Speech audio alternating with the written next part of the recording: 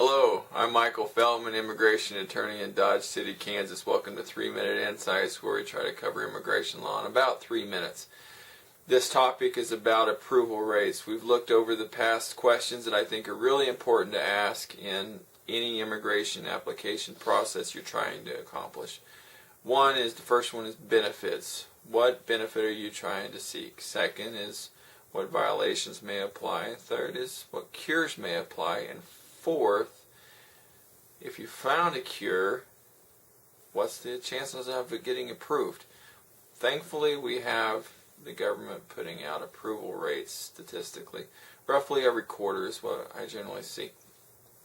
Different processes are updated more frequently. If you go to FeltmanLaw.com, you'll be able to see what I've got is the most current approval rates for waivers, and also another process called deferred action for childhood arrivals. There's some important questions to ask when you're considering approval rates.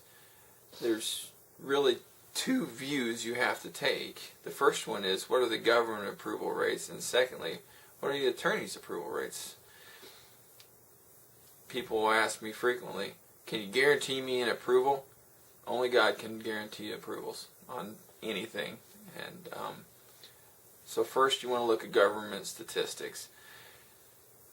On the link that I've provided, actually it's a document, you'll be able to see a list of different 212 violations. These are just the immigration violations that generally people have to overcome.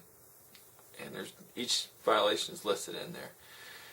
The second question is, what is the attorney's approval rates? And there's so many different types of cases out there and so many different types of immigration attorneys as well. When considering hiring an immigration attorney, there's 3 important questions you need to ask.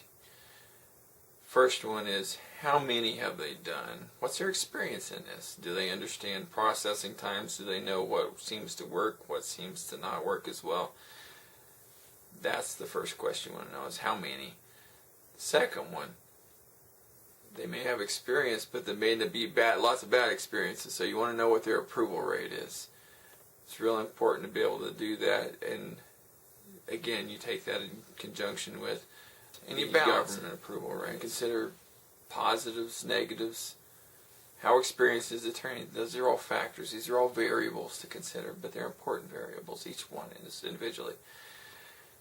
So, how many? What's their approval rate for the specific type of waiver? And finally, how do they prepare it? I love to show my clients how we prepare a case. I'm proud of my work. We work really hard. God's blessed us with a lot of approvals. I love to show my clients how we prepare maybe a victim case and how in-depth those are, or a deferred action case, or all of the analysis and how thick our waivers are.